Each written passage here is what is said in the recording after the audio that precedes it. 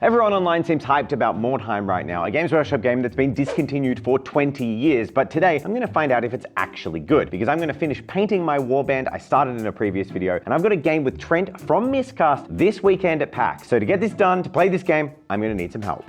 And thankfully, Jen's here. Hello. So Jen is going to help me out, kind of splitting it up and splitting the workload. So Mordheim has an awesome aesthetic. It's super grungy, it's super dirty, old medieval buildings, but ruined with gnaw holes and broken tiles and wood and rotting signs and bodies. It's pretty cool. Sounds kind of grim and dark, perhaps. Kind of like Plague Tales. Yeah, Plague Tales is exactly the vibe. Right. So I'm gonna leave it with you, Jen, and yeah, I'll do some other stuff.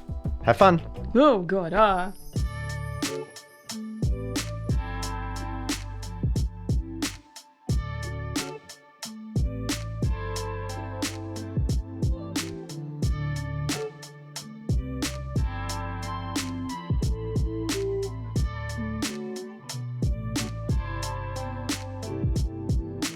So I've been painting these guys up with really high saturated colors. I want really bright reds and yellows and blues. I want these guys to absolutely pop on the tabletop. I want you to be able to see them from very far away and know that they're Marienburg. So I've only got half a day left to finish the clothes on these guys, and PAX is tomorrow, so Dave's just gonna have to play with them as finished as I can get them. There's so much more work to do, so I better get back to painting.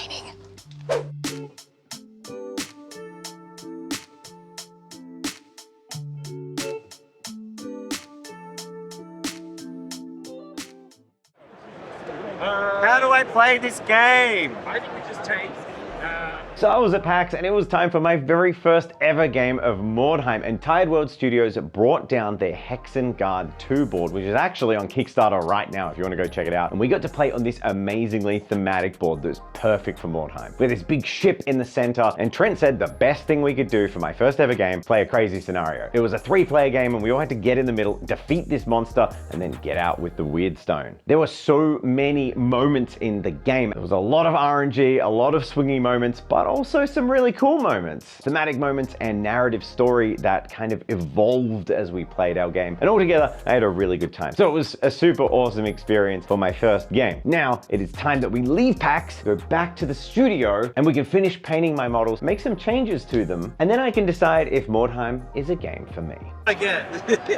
I, the lifelong Alpha Legion player, never side with chaos. So it's time to revisit this warband. I'm gonna go ahead and paint cloth on the ones that I didn't get to last time and do a couple of other bits and pieces too. And while Jen is painting cloth on my models, I'm gonna be painting some dark metals, but I'm gonna be using stippling techniques, which I've been really enjoying for metallics. And then I've got the idea to put some Griff Charger gray contrast, a little bit of a shade, and that should bring a nice little color variation into the metals. So while we dive into painting these elements of the model, it's time for me to start talking to you all about Mordheim.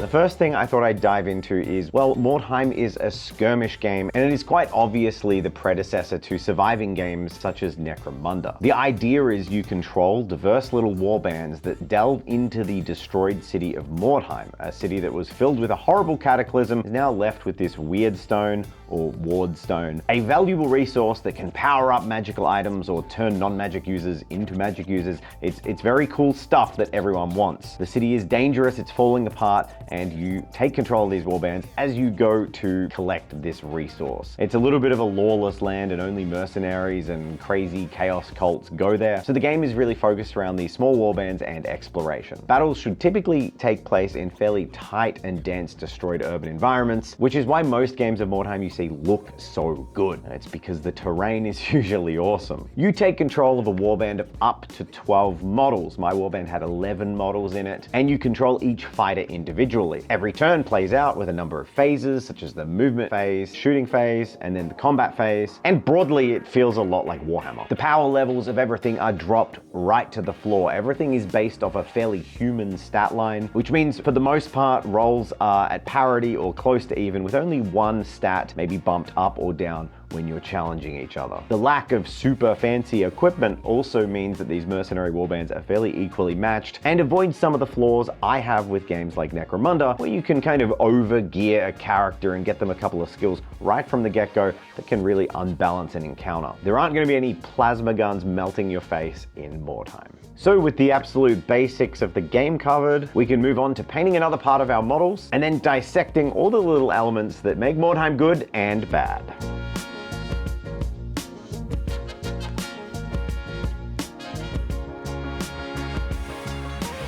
So the next element to paint on my warband is all of the wood, painted in a heavy brown from Vallejo. And at this stage, I wanted to talk about the first of the things I really love about Mordheim, and that is advancement. So it's a campaign game, which means as you progress, things change. So I bought a club. One of my gunners upgraded. They basically roll randomly on a skill table, and he rolled +1 attack, which usually would seem a bit odd for a ranged character, but that doesn't matter because that's the narrative. It drives you to create more. So my thinking here, my narrative is that my gunners were so inaccurate across the whole game that gunner who did 1 wound to the Hydra actually got so frustrated with how hard it was to be a hand gunner that he got really angry. And that's why he's got an extra attack. And as a reward for actually doing something, being the only marksman who did anything, I've bought him a club. So now he has a club and 2 attacks, which means his role is gonna slightly change in the battlefield. This isn't always positive, sometimes it's negative. For example, injury rolls. 4 of my characters were taken out of action. 1 henchman dived in front of my little noble boy and managed to save his life from a charge, but was killed in the process. And after the battle, we do an injury roll. He died. He's outright dead. The little lordling, the smug youngster, well, he got a total recovery roll, which means no ill effects whatsoever. And I'm likening it to the fact that he got a concussion and he's gonna forget the whole encounter and be just as obnoxious in the next one. This kind of emergent narrative storytelling with friends is amazing in games, and that legacy can be shown in modern games such as Stargrave and Frostgrave, where skirmish-based campaign games are becoming super popular. It's so fun to create these characters and also to modify them as you play a campaign, doing things like I'm doing here, adding parts, changing parts, maybe clipping off a limb if they lose one. It sounds scary, but if you know that your models are going to change like this, it actually makes the process really exciting. And that's why that is probably my #1 favorite thing about Mordheim. However, it's not all rosy. But I'll tell you what is rosy is all of the reds that I have been painting on these guys. And I think that they look spectacular. All of the colors are so bright and bold, beautiful, love them. But now it's time to move on to a different color. We're gonna move on to the straps. Now, I'm going to do the same color for the boots and the straps. And I like to think these guys are pretty rich and opulent, so they're made of animal leather and gotta match their belt to their shoes, right? So I'm gonna go ahead and paint that up and start finishing these guys up. They're not too far from done. Yes, so while we watch Jen work on that model, I'm gonna tell you all about the thing I don't like so much about Mordheim, and that is lack of balance. Look, I get it, it's an old game and it's a wonderful game and you can have so much fun with your friends playing it. In fact, I'm kind of hopeful that this will become a campaign. There are little things that irk me. When you get older and earlier games in people's careers, sometimes there are little nuances that maybe fall through the cracks. Whether it's deliberate or not, I personally don't mesh with some of the massive discrepancies in quality of equipment for the cost in the game. I don't mind things like what Trent said about armor being a luxury and really expensive and models not needing it, but there's some actual real issues with the weapons. For example, a crossbow in this game is basically flat better than a black powder handgun in every regard. It's got more range, it can fire every turn instead of every second turn, and it's way cheaper. So the black powder weapon's only up on it is a really niche ability that will almost never come into play, and that is that it ignores 2 points of armor instead of 1, but almost nothing has armor. So this is really such a minor thing that is so niche. It just makes the handguns feel like a bad choice when you're firing them every second turn, and it didn't really feel great to me. It felt like I would be much happier if there was more nuanced options, the handguns were cheaper, and there is a lot of community house ruling, and a game like this with a legacy like this, house ruling is what it's all about, so that's fine. But if you're looking at picking up a game today and playing it, these are some of the issues that Mordheim does have. I'm not so concerned about RNG for rolling things, loot tables, monsters, crazy chaos like your models dying. That's all part of the narrative fun. But when those core choices just don't mesh up or line up, it can be a little bit frustrating, leading you to feel like the things that you purchased or equipped your models with after playing with them may have just been terrible ideas. However, there is more to love in Mordheim, I've discovered, than there is to dislike. But there's also more of my warband to paint. So the models are coming along well, but there is still the gold to do, which is a nice opulent part. There's lots of these embossed decor on the Manarn's blades and Null Gunnery School models. So I'm going to be painting them in black gold from scale 75, which is a go-to favorite of mine, giving them a little wash and then a highlight in Viking gold to make them pop. So one of the greatest strengths I do think of this game now is the accessibility of it, because all of the rules are freely available online. There are some amazing fan websites such as Mordheim and Mordheimer, which have searchable functions for you to just play games and look up everything you need to know. You can even filter your rules by either official publication, second-party publication of very high quality, or the vetted and highest quality of fan publications. So you can choose like what level of homebrew you're using, what level of official rules you're using. It's got all of the warbands there. And now that it's not sort of a Games Workshop core game, you can kind of use whatever models you want. I mean, you always could convert, but there's now 20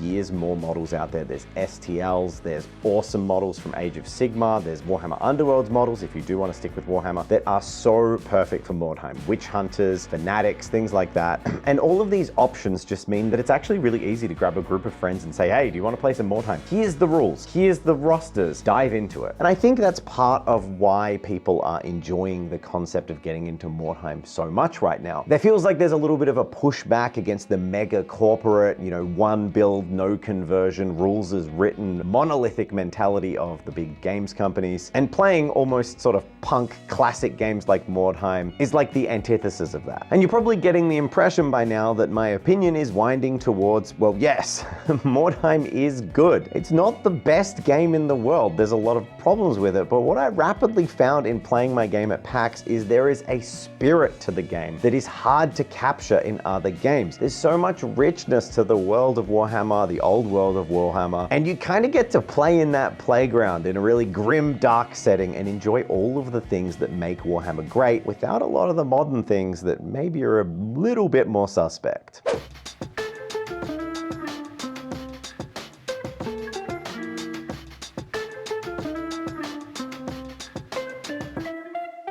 So I'm all done with putting some milliput onto these bases and rolling out some cobblestone pattern, and I think these look really good. I've done some in different variations just to sort of make it a little bit different, and I think they look excellent. So next thing I'm gonna do is put some mud technical on some of the sides here that look a bit bare, and just start really building up that environment. So maybe some skulls or some dead bits and bodies, and we're just gonna make it look kind of gruesome, grimdarky, plague tale-y, but here is a montage of me doing all of that. Let's have some fun.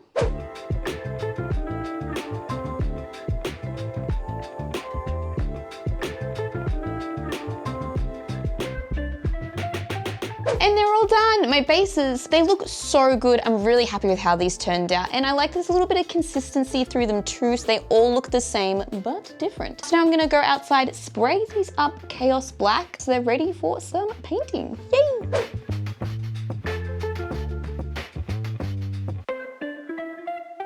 So what are my thoughts on Mordheim and helping Dave paint up his army? Well, I have to say that these guys are very, very cool. I love how bright and colorful they are, as well as the aesthetic that these models have. They're so full of character and life, and I really did enjoy painting them. Also, Dave's game looked like so much fun. I loved everyone's individual army and just the personality that each of them brought. It definitely made me want to get into Mordheim, and a couple of my friends are also thinking about it as well, so maybe I'll have to join them. But now it's time for Dave to show you the final steps. So with me on the home stretch of these models, that meant I was painting the skin, as well as a few little doohickeys and bits and bobs like the gunpowder loads on their belts. For the skin for these models, I figured they're all coming from the same part of the Empire, so it made sense, and honestly it would be much quicker and easier to just paint the same skin tone on all of them. I just used Vallejo's tan up into cadmium skin to get this highlighting done. Then I could put in some nice little blue washes to give the tints of stubble, paint up some hair, and between Jen and my combined efforts we were done. So it's time to check out the project and show off all of my warband to everyone here. And I thought in the proper Mordheim spirit, it would be really fun to introduce them all by name. So let's see them.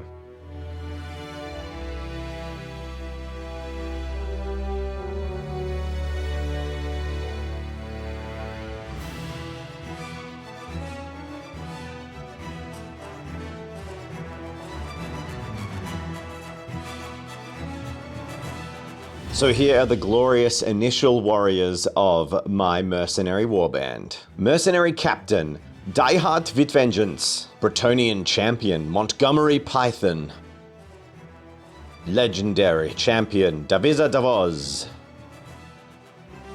the Lazy Youngblood, Ferris Bueller, the Enthusiastic Youngblood, Stund by me, the nearly retired marksman, Riggs Murtagh, the worst shot in my warband, Frank Drebin, the old dinosaur marksman, Lundpreyer Klocken, the legendary swordsman, Inigo Autigo, and finally the grizzled swordsman, Old Greg. These noble warriors are ready for round 2 of their campaign and to win more glory, experience, and battle scars. Let's see who survives. Jen, that was so much fun. Thank you very much for helping me. I could not have done it without you. Yeah, I had a lot of fun as well, and I think us working as a team was also very fun. Maybe if this video does well, we can see what Jen and Murray would do with their very own Mordheim warbands, and chuck in the Discord if any of you are working on your own Mordheim warbands or if this has inspired you too. Otherwise, thank you so much for watching, and we'll see you in an upcoming video.